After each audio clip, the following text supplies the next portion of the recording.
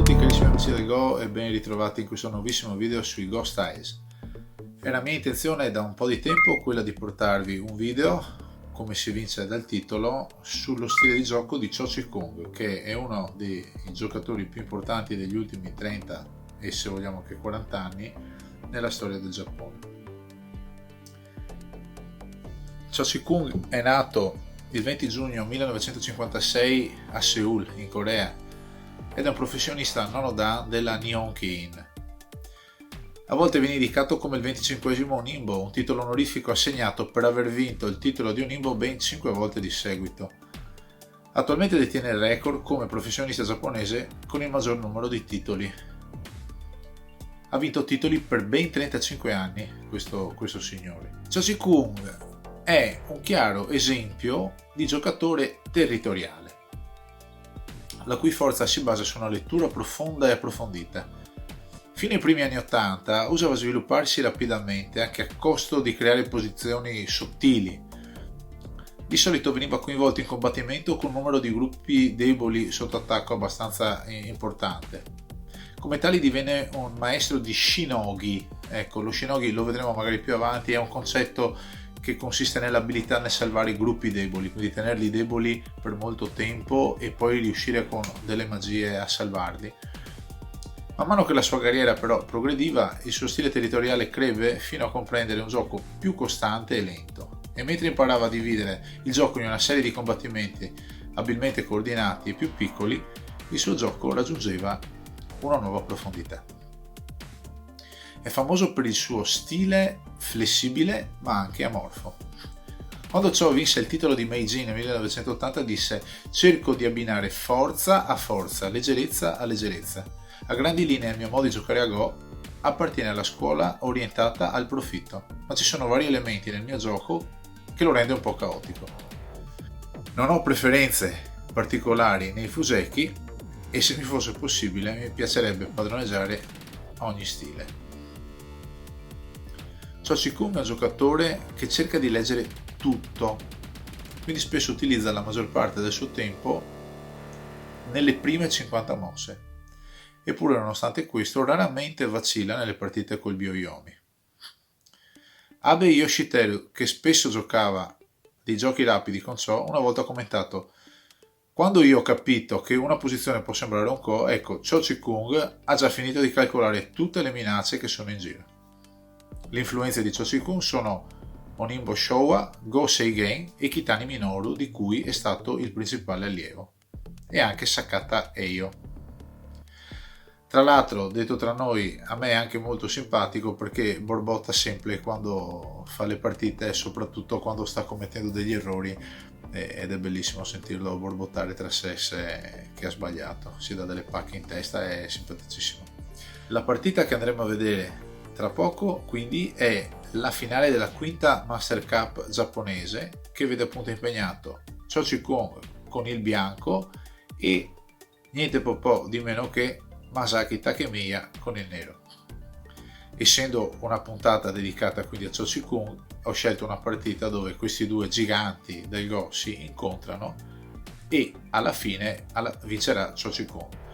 Sarà interessantissimo vedere questa partita perché oltre a rivedere lo stile cosmico di Masaki Takemiya con i suoi Omoyo, questa volta una partita giocata da lui e non da me che non sono assolutamente nessuno, avremo la possibilità appunto di vedere e di capire come Takemiya sviluppa il suo Fuseki e tutte le sue tecniche per ottenere l'Omoyo e di come questo stile di Cho Chi-Kung, che è amorfo e che non si classifica bene appunto in un particolare stile, resta però comunque uno stile legato al territorio, sui lati e sugli angoli, con delle invasioni, e vedremo come poi la partita andrà a finire.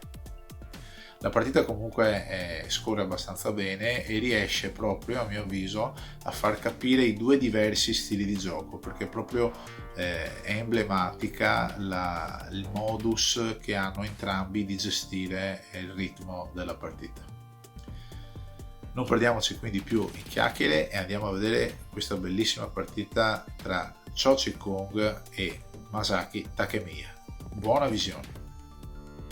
Benissimo, allora la partita comincia. Allora, Takemiya Masaki a nero e Cho Chi-Kung a bianco. Cominciamo con il Fuseki. Allora, il Fuseki per le prime 4 mosse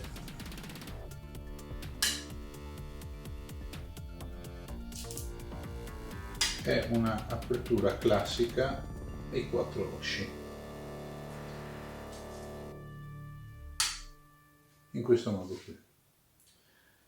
Takemiya Masaaki quindi approccia con un classico Kakari d'angolo alla pietra bianca e il Joseki che ne consegue, quindi il Joseki scelto da Chochikun, quindi la risposta di bianco è quella lì. Takemiya Masaaki quindi gioca molto ampio con questo Joseki qui, che ci sta moltissimo con la strategia che generalmente utilizza appunto Masaaki dello stile cosmico, per il semplice fatto che con questa pietra comincia a sottendere un moio abbastanza importante in questa posizione qui. Ecco, questo moio importante è l'esca che dovrebbe far cadere in tentazione bianco per una successiva invasione. Ma vediamo come procede la partita. Questa volta, essendo questa mossa qui di nero lievemente in gotè, perché non va a fare nessuna minaccia, anzi investe nel moio, nel territorio in questa posizione, è il turno di bianco cominciare ad approcciare nero e quindi la scelta ricade in quella posizione. L'altra risposta classica dell'Utsuriu è una pinza di questo tipo qui, per cominciare a minacciare quella pietra lì e cominciare a espandere la propria influenza anche in questa zona qui per poi fare un investimento futuro. Ed ecco che già dalla prossima mossa di Chochikung, che è l'invasione nel Sansan, quindi un Joseki di questo tipo, si capisce la sua territorialità. Un'invasione di questo tipo lascia presupporre che voglia far sviluppare Masaaki esattamente come Masaaki decide, ovvero quello di creare un grande moio al centro, cosa che poi alla fine avverrà. Ma andiamo avanti. Quindi abbiamo detto l'invasione lì, anche qui Masaaki imperterrito come nel suo stile, invece di creare una mossa del genere che comincia a dividere idealmente queste due pietre, decide di andare a fortificare l'influenza verso fuori, quindi verso questo territorio, ma anche a buttare le basi per andare verso il centro. Questo è tutto Joseki, che prosegue come di consueto.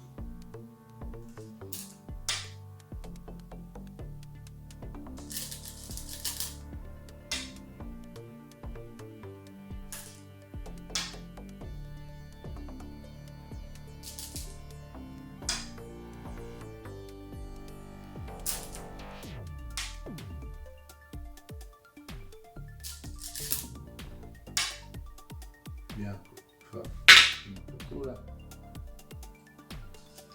ed ecco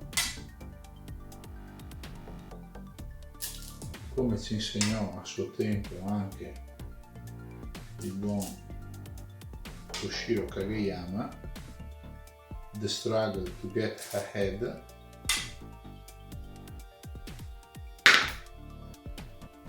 Ecco qua.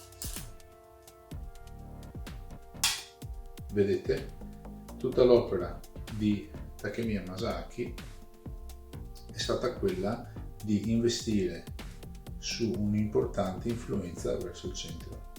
Cosa sta facendo qui Chochikun in questo angolo?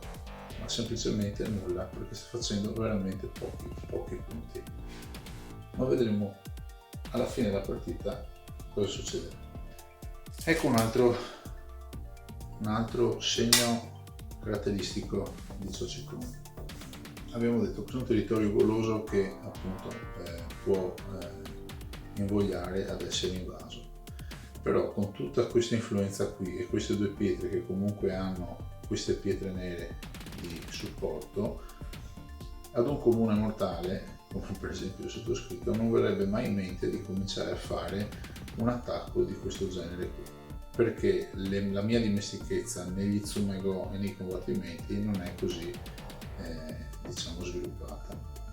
Personalmente in una situazione del genere avrei optato per uno più sicuro shoulder hit di questo tipo qui, anche se facendo una mossa di questo genere ci saremmo potuti aspettare di tutto da parte di Nero, per cui un Nero generalmente potrebbe decidere o di giocare il Joseki dello shoulder hit in questo modo qui, ok, oppure se vuole preservarsi questo muoio avrebbe giocato così. Se avesse giocato così probabilmente bianco avrebbe approfittato per anche lui fare dell'influenza verso il centro, ma non è lo stile di Chochikung. Chochikung abbiamo detto è territoriale, per cui la mossa che fa lui è per l'appunto un'invasione secca in quella posizione e naturalmente questa invasione sottende un combattimento.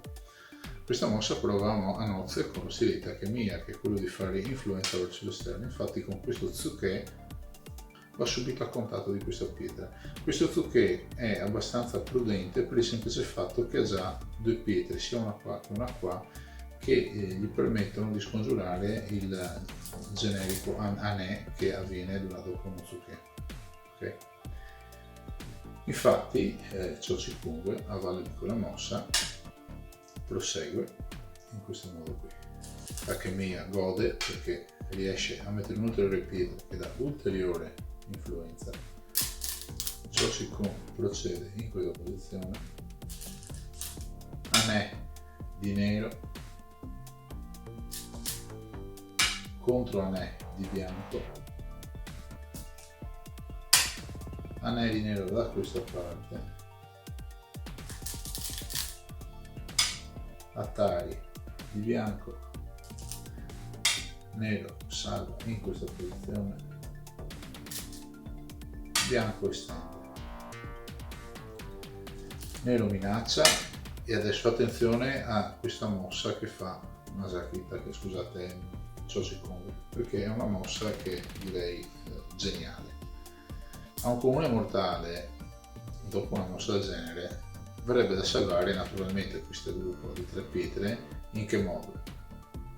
Allora intanto diciamolo, queste tre pietre vanno salvate. Se bianco facesse per esempio un Tenuki e andasse a giocare in quella posizione lì, nero giocando qui cattura quelle tre pietre, ok? Per cui quelle pietre vanno salvate. Ma qual è il modo migliore di salvare queste tre pietre? Allora personalmente, ok, così a prima vista da quinto Q, diciamo, mi verrebbe da dire una congiunzione in questa posizione qui oppure una congiunzione in questa posizione qui per salvare quel taglio lì. Chochikung decide di salvare in questa posizione qui e ripeto, secondo me questa posizione è geniale perché qualora nero dovesse andare in questo punto, bianco naturalmente salva in questa posizione qui e questa pietra qualora fosse minacciata si salverebbe, però poi nero sarebbe in goté perché dovrebbe salvare questo gruppo di pietre. Se invece nero decidesse di tagliare lì, bianco si congiungerebbe in questo punto e avrebbe comunque salvato queste tre pietre qui in sente. Qual è il punto quindi? Il punto è che con questa pietra qui lui si salva le pietre, però mette già virtualmente un paletto che gli determina un piccolo profitto in questa posizione. Per cui ricordate tutto quel bel moio che avevamo in questa posizione qui? Bene, è stato assolutamente annichilito dall'invasione di bianco.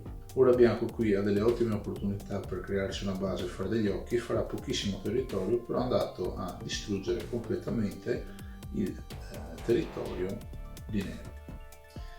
Allora qui la mia riflessione, siamo alla mossa numero 38 e secondo me già da qui Chochikung aveva fatto la sua riflessione sulla macro strategia da adottare.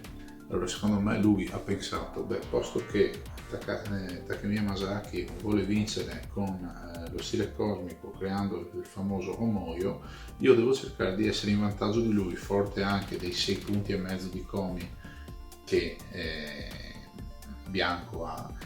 Devo cercare di essere sempre più avanti di lui di un pochino, gestendomi il territorio da altre parti. Per cui cosa sta facendo qui Cho Chi Kung? Cho Chi Kung sta sfruttando tutte le sue abilità per distruggere, diciamo così, il grosso dei punti Takemiya Masaaki lo vorrà fare in centro, e tutto quello che riesce a fare di fianco è un vantaggio in più, diciamo un grasso che cola. Okay? Allora Cho Chi Kung avrà sicuramente pensato, posto che Takemiya Masaaki vuole fare il massimo dei suoi punti in centro, io cosa faccio? Cerco di distruggere il più possibile i punti nei lati, anche a costo di farne ben pochi, per poi inibirgli il territorio in centro, magari facendo anche un'invasione, e essere in vantaggio di lui di punteggio sul territorio. Vediamo come procede la partita.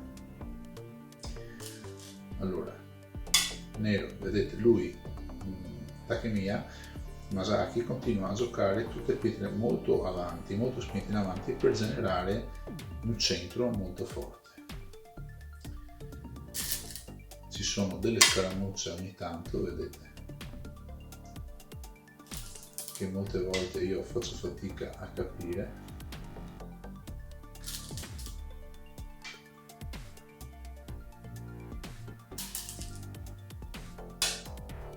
Qui c'è questo Tenuki in Goté e il Sente viene preso di nuovo da Cho Chi Kung, da bianco, che va ad attaccare l'angolo. Attaccando quell'angolo comincia a mettere un baluardo anche in questa zona per cominciare a fare influenza in questa posizione. Qui sembra che Takemiya Masaaki invece voglia fare un po' di territorio anche lui sui bordi, infatti difende, non va più, vedete, a fare la pinza classica, ma va a fare come tutti i giocatori di Go che si rispettino, va a fare questo Shimari che gli permette di difendere l'angolo alto destra. Pinza di bianco, nero fa un boshi in questa posizione, fuga di bianco. Qui bianco si sta rinforzando e comincia a minacciare virtualmente queste due pietre qui. Allora qui effettivamente nero decide con questo Nobi di rinforzare un po' l'angolo, forse perché è convinto che queste due pietre abbiano influenza sufficiente a potersi gestire o per vivere o per venire verso il centro.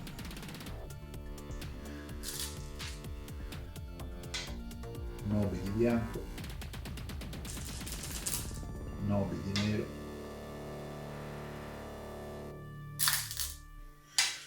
Nobi di bianco, Nobi di nero, Keima di bianco in questa posizione. Vedete questa forma molto ariosa di bianco che sottende una forza che comincia a consolidarsi per il fatto che tutte queste pietre, queste coppie di pietre vicine si danno forza l'una con l'altra e sottendono comunque un po' di spazio per fare eventualmente degli occhi, o comunque per potersi connettere e creare degli occhi qui in base ed avere un buco per uscirsene fuori verso il centro. L'intimità di queste mosse, diciamo, faccio fatica anch'io a capirle, però grosso modo il gioco, a mio avviso, è stato condotto in questo modo qui. Anzi, se avete qualche obiezione o avete anche voi qualche intuizione che a me sfugge, scrivetelo pure nei commenti. Quindi è evidente che nero ha deciso di arrotondarsi i punti che vorrà fare alla fine in quell'angoletto lì, e bianco qui, vedete, comincia a sottendere un bel muoio. Ricomincia l'attacco di nero per creare influenza. Bianco naturalmente rinuncia a salvare quella pietra per fare Shimari anche lui e andarsi a creare dello spazio qui. ed ecco qui che nasce e che si vede la territorialità di Chochiku. Allora, questa mossa qui secondo me non è un vero attacco, perché è una pietra contro due, anche se ci sono queste che fanno influenza. Sembra più una sonda, uno zoki, per vedere come bianco risponde, oltre che a creare un ulteriore paletto per poter eventualmente poi allacciarsi ai gruppi e creare influenza verso il centro.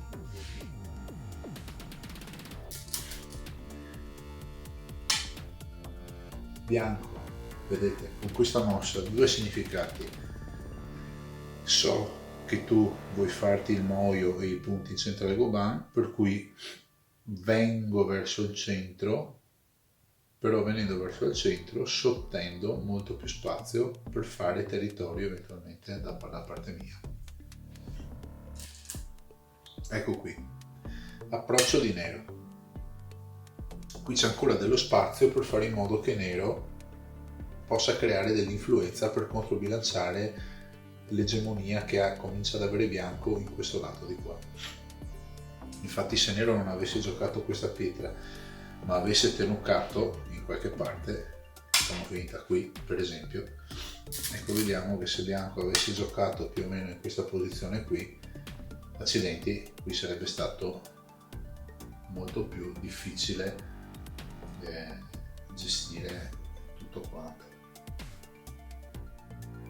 Allora vi chiedo scusa, in realtà mi ero mangiato una mossa. Prima che bianco facesse questa mossa qui, nero aveva già fatto questa qui. Infatti me ne sono accorto perché per mostrarvi il tenuki adesso ho giocato in una zona dove non c'era una pietra che in realtà doveva esserci. Per cui scusate ancora, il concetto comunque non cambia, nel senso che questa mossa qui dimostra appunto il voler bloccare bianco e creare ulteriore influenza, vedete, verso il centro. Ecco, cominciate a vedere appunto con questa pietra ormai quanto questo moio comincia a essere spiccato.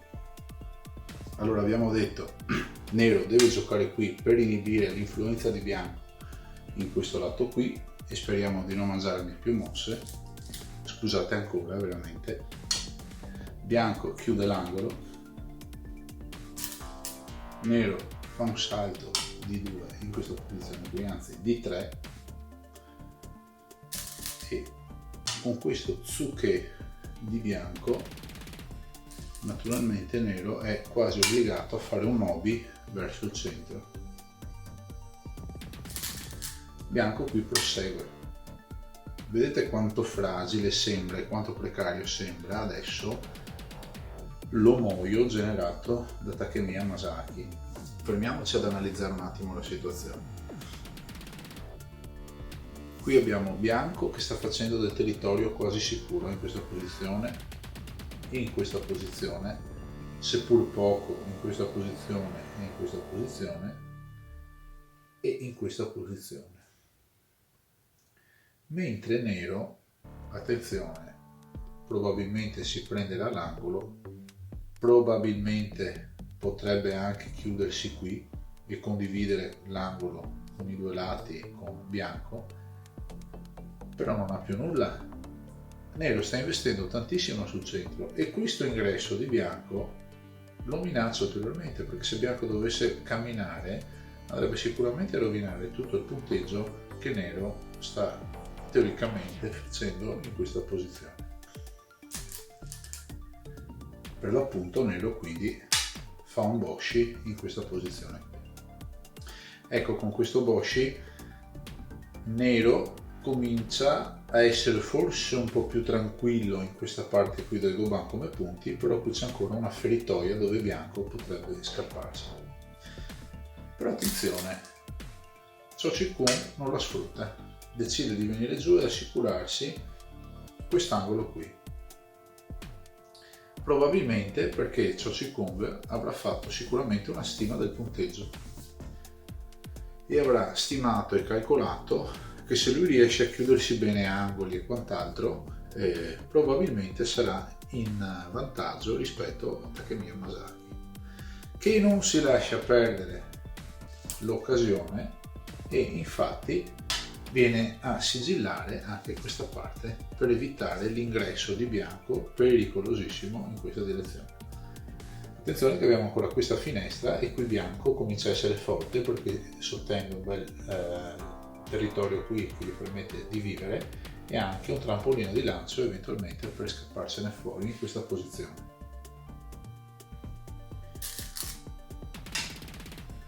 Bianco cammina un po' e naturalmente vediamo se voi foste, vediamo se anche voi ragionate come ragiona Takemiya Masaaki.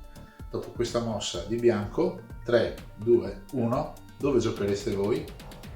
Beh, naturalmente in questa posizione. Vi preservate il territorio dentro. Questa mossa è molto bella perché anche questa sottende due significati, minaccia questo taglio che se perso farebbe sicuramente perdere tutte queste pietre, per cui aumenterebbe moltissimo il territorio e il vantaggio di bianco, per cui nero è costretto a proteggerlo in questa maniera qui, però vedete minaccia anche l'ingresso. Ma Chochikun cosa fa? Non è che dice beh, visto che si è protetto approfitto dentro, no, Chochikun va a fare uno Otsuke in questa posizione, vedete, va a ridurre l'influenza di nero in questa posizione. Ma attenzione, non l'influenza di nero verso l'ingresso, verso l'interno, scusate, ma l'influenza di nero verso il bordo, perché Chochikun vuole vincere facendo punti sul bordo, sul territorio del bordo. Naturalmente a un Otsuke così distante, diciamo, da altre pietre lascia adito a nero di fare il classico anè.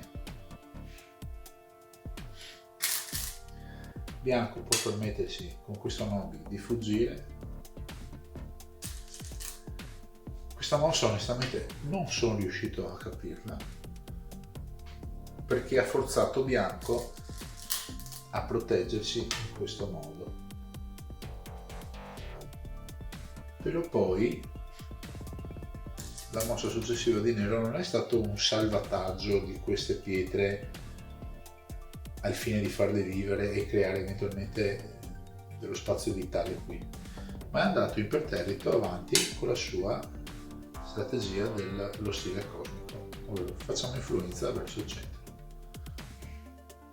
E naturalmente bianco tac, è andato a creare questo taglio che costerà molto caro a queste due pietre, lo vedremo dopo. Nero minaccia, bianco si salva, nobi di nero, bianco tenuki. Ecco, queste due pietre sono morte. Forse adesso che ne sto parlando con voi comincio a vedere il motivo. Takemiya probabilmente ha deciso di sacrificare quelle due pietre perché poi forzando bianco a rispondere è andato a creare ulteriore influenza e ingrandire effettivamente, vedete anche in questa zona qui, il suo omoio. Ho avuto l'intuizione adesso finché ne stavo parlando. Cosa farà Takemiya dopo una mossa del genere? Eccola qua, si protegge il suo bel centro. Altro Tsuke di bianco in questa posizione. Qui nero sta gongolando perché bianco sta facendo esattamente il suo gioco, però qui è tutta una questione di stima di punteggio. Vedete? Qui probabilmente bianco ha visto che questo gruppo era ancora uccidibile, per cui decide di fare così, perché probabilmente nella stima del punteggio ha visto che quelle due pietre lì potevano fare la differenza. Nero se ne scende qui e bianco naturalmente protegge. Nero se ne viene su in questa posizione, bianco protegge queste due pietre, perché altrimenti sarebbero state, se nero avesse giocato lì, queste due pietre qui sarebbero state catturabili.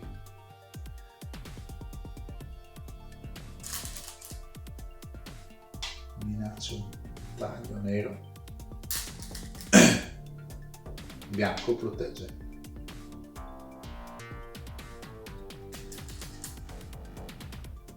Hane di bianco, di nero, scusate. Eccoci qua, mossa numero 100.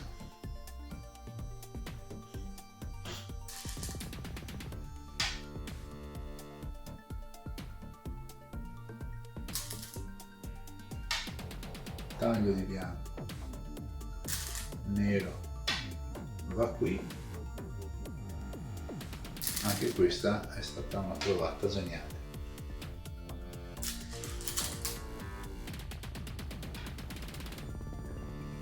Nero decide di giocare in quella posizione lì, avrà i suoi motivi, io onestamente sono troppo ottuso per capirlo. Ecco qui, questa è un pericolosissimo inserimento da parte di bianco, perché vedete con questi kentobi si stacca e comincia a dar fastidio a nero, vedete nella parte centrale del qua. Questo taglio dava ancora più fastidio, perché con questa pietra, se nero avesse fatto un tenuki e bianco avesse giocato lì, cominciava a mettere a repentaglio quelle 4 pietre lì, e se qualora quelle 4 pietre morissero, fossero state uccise, avrebbe potuto cominciare a invadere a gamba tesa. Bravissimo Choshi Kung a giocare quella pietra lì, che costringe il Queen nero a proteggere questo taglio in modo solido, e così facendo crea anche questo bamboo joint, che permette quindi una connessione assoluta tra questo gruppo e questo gruppo. E con questo nobi Choshi Kung si rinforza. Nero protegge con una rete, ma attenzione, queste due pietre sono connesse virtualmente a tutto il gruppo. Bianco è riuscito a far diminuire il territorio di nero da così a così. Guardate quanto territorio in meno, sono almeno 3, 6, 8 punti in meno per nero, con due pietre giocate. Bianco se ne va su,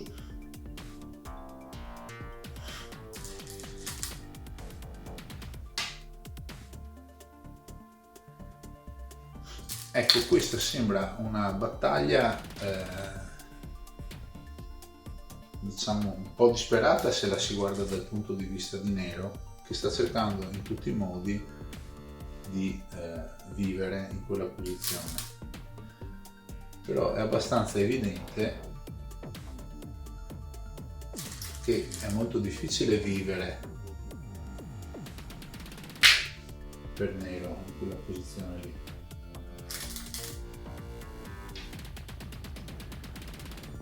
Per cui cosa sta cercando di fare nero?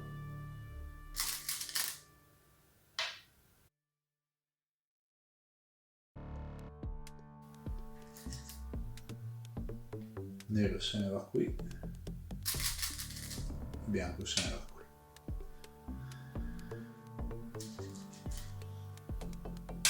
Nero gioca in questa posizione, bianco si porta avanti con questa mossa qui, nero compensa con questa mossa qui, bianco se ne va avanti qui, nero è costretto ad andarsene su, bianco entra dentro, nero minaccia l'ingresso che bianco protegge,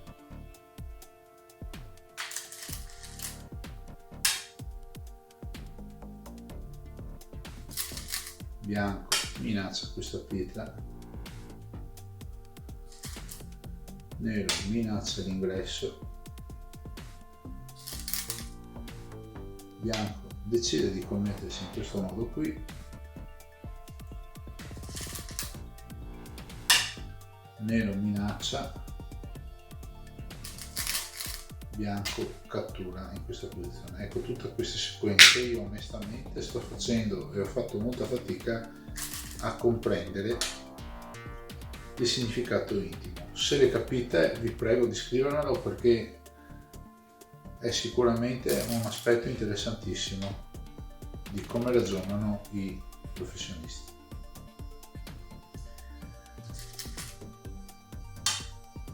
Nero qui,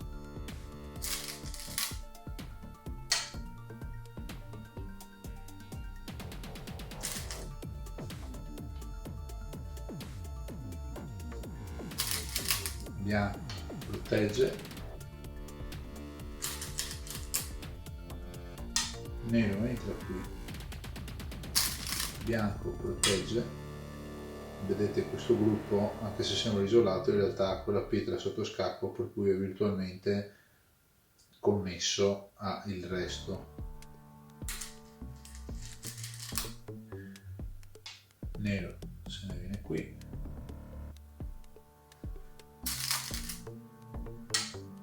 bianco scende giù, nero chiude. Ottimo il taglio di Ciocico. Nero naturalmente decide di scendere qui per creare la controinfluenza, vedete, per tenersi sempre buono questo territorio.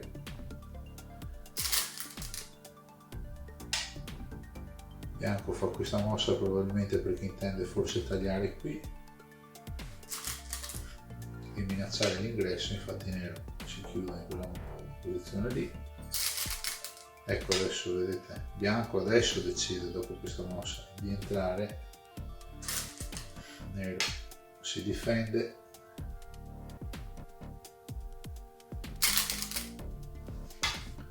bianco sale, nero chiude. Vedete questo angolo come si è rimpicciolito, bianco minaccia ingresso, nero chiude, bianco taglia, nero protegge,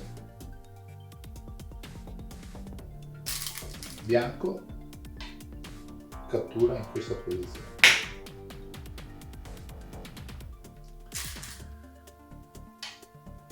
Nero chiude,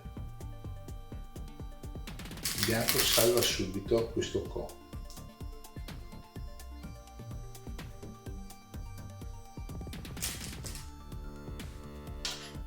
Bellissimo questo ingresso di nero, perché vedete minaccia queste tre pietre. Bianco si decide di salvarsi con un bamboo joint, perché così facendo, oltre a connettersi a queste tre pietre qui, riesce anche, si chiude definitivamente l'angolo in quella posizione. Nero adesso qui deve giocare in goté per connettersi a questo taglio, altrimenti quella pietra lì sarebbe stata catturata. Ed ecco che qui comincia un po' molto interessante. Minaccia di nero, minaccia di ingresso intendo, bianco protegge, nero decide di salire lì, bianco difende mettendo in atari quella pietra lì, nero protegge, nobi di bianco in questa posizione,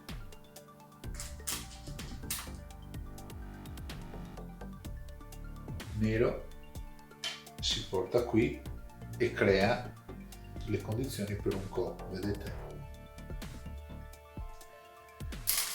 Bianco accetta, comincia il co.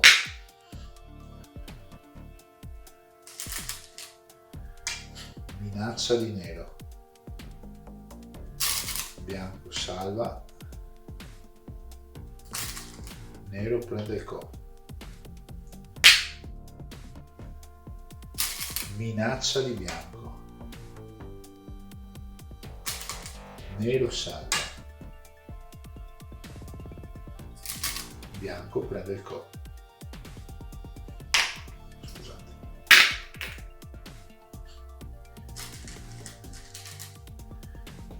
Nero connette e comincia a minacciare di dividere questo gruppo che non ha occhi da quello lì che invece ha la possibilità di farcene qui con questa pietra qui. Quindi bianco si connette, nero prende il co, bianco minaccia l'ingresso, nero protegge, bianco prende il co,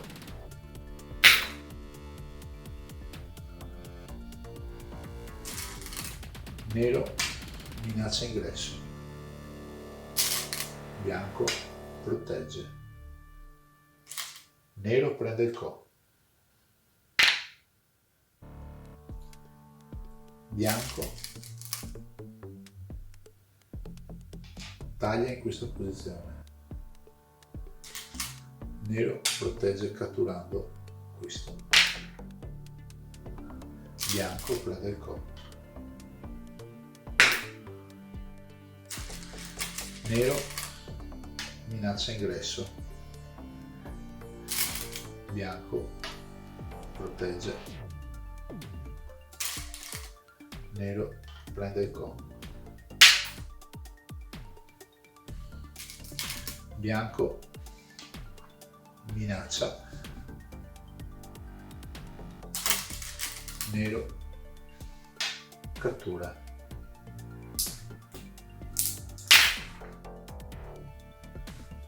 bianco prende il co.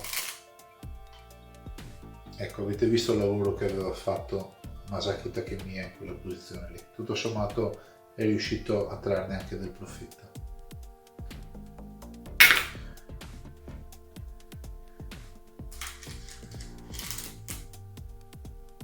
Nero minaccia la connessione,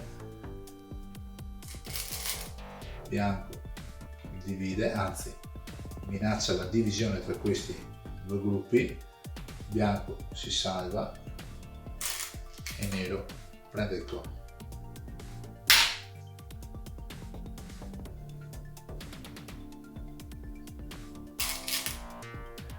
Bianco minaccia cattura,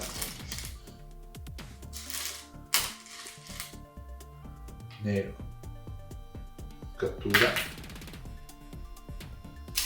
bianco prende il co, nero chiude in questa posizione, si rende forte al punto di minacciare bianco un taglio in questa posizione qui, vedete, perché ha unito i gruppi, quindi bianco decide di andare subito in quella posizione lì, quindi una minaccia nella minaccia, nero prende il co, bianco minaccia ingresso, nero si protegge in questa posizione. Non tanto l'ingresso, perché se non si fosse protetto lì c'era ancora questo taglio che avrebbe permesso eventualmente a bianco, se nero si fosse protetto di qua, avrebbe permesso a bianco di tagliare e di creare ulteriori malanni. Per cui nero si protegge, bianco adesso decide di chiudersi, nero però deve controproteggersi, vedete, perché per evitare che il bianco entri. E quindi bianco si prende il co. Nero toglie un'ulteriore libertà a bianco in quella posizione, bianco deve chiudere qui altrimenti rischiava di lasciarci le penne, e nero prende il co. Bianco minaccia ingresso, nero protegge, bianco prende il co.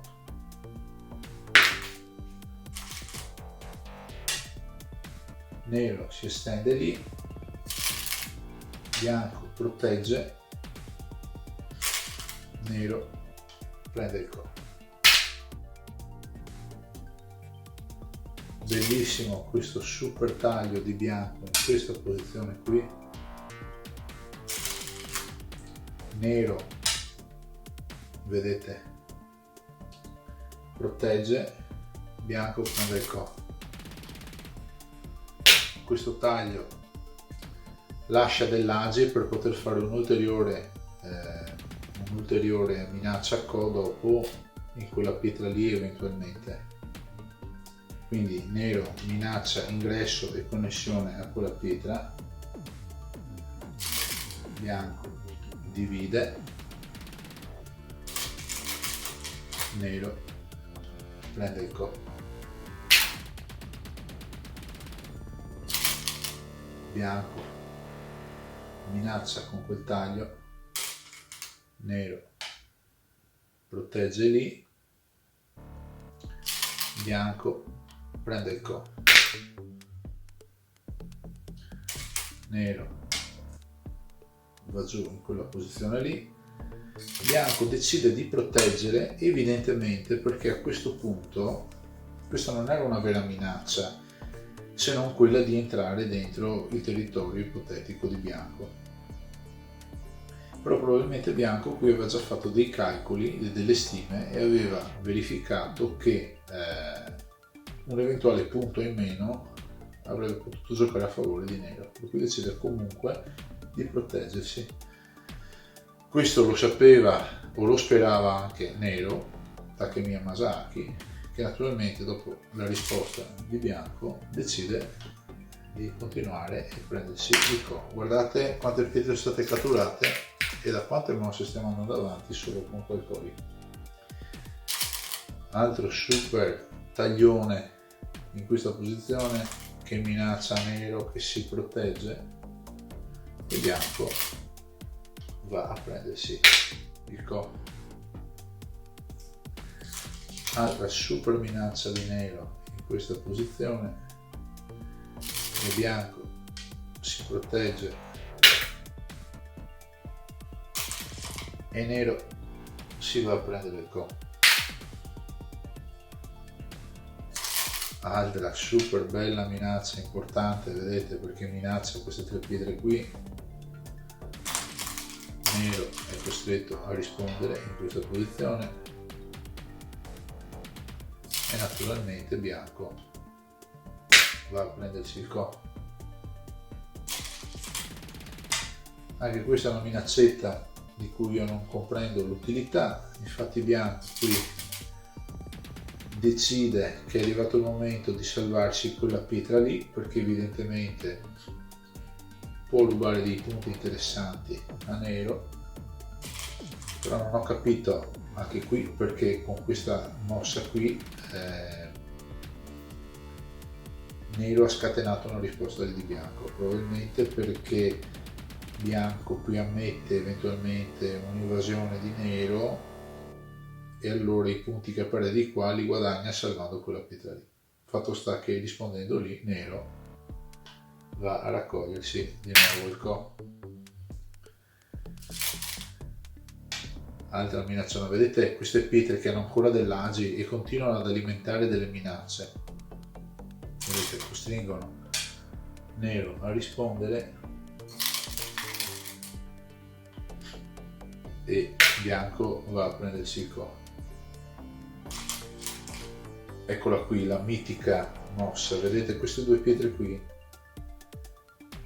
le abbiamo in semiscacco sin dall'inizio della partita, ricordate, perché sin dal Fuseki, quando nero ha creato quella mossa che ha generato l'influenza, queste pietre qui erano potenzialmente in Atari se Nero avesse giocato in quella posizione lì, ma Nero ha deciso di metterli in Atari adesso perché quelle erano per l'appunto una minaccia Ko.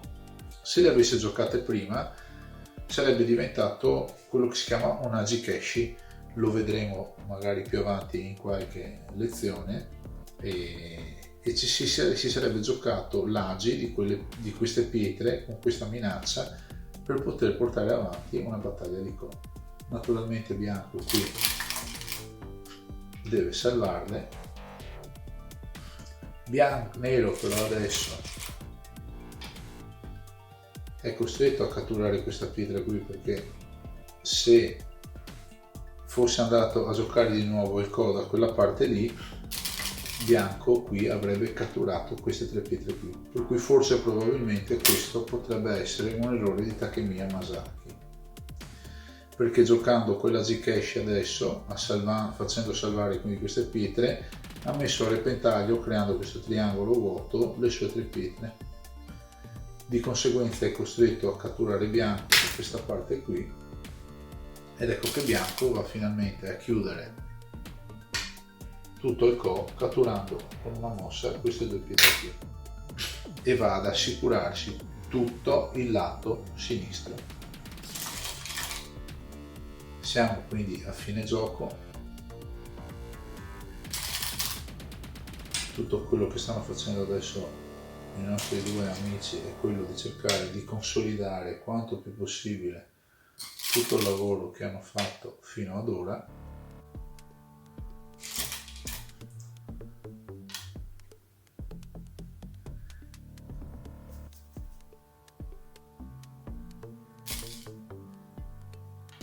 Vedete,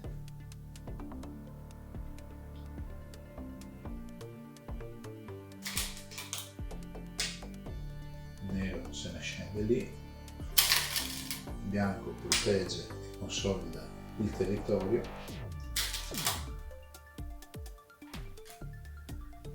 nero chiude, bianco è costretto a proteggersi in quella posizione.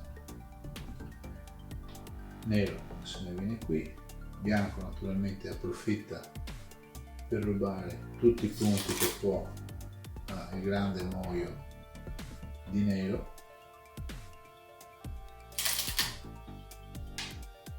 bianco se ne viene qui, nero protegge, bianco consolida,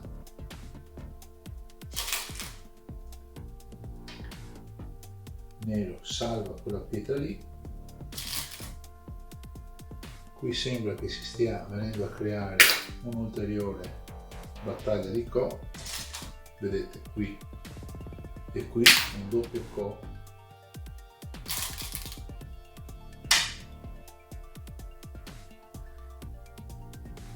Dava fastidio probabilmente a bianco questa posizione, nero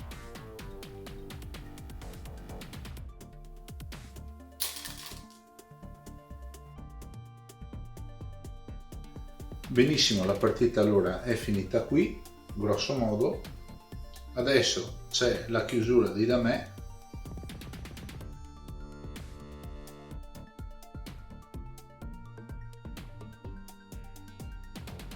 e al successivo conteggio del punteggio, quindi tolti tutte le pietre catturate, tutte le pietre morte, e fatta la divisione dei territori.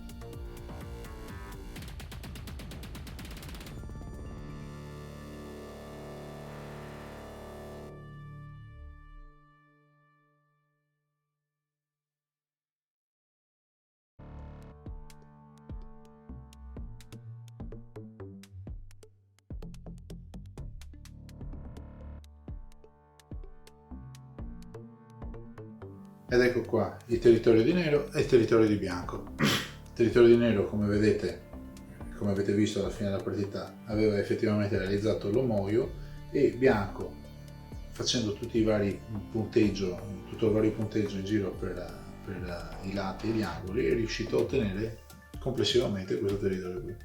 A conti fatti, insieme al Komi, ha vinto bianco di 5,5 punti.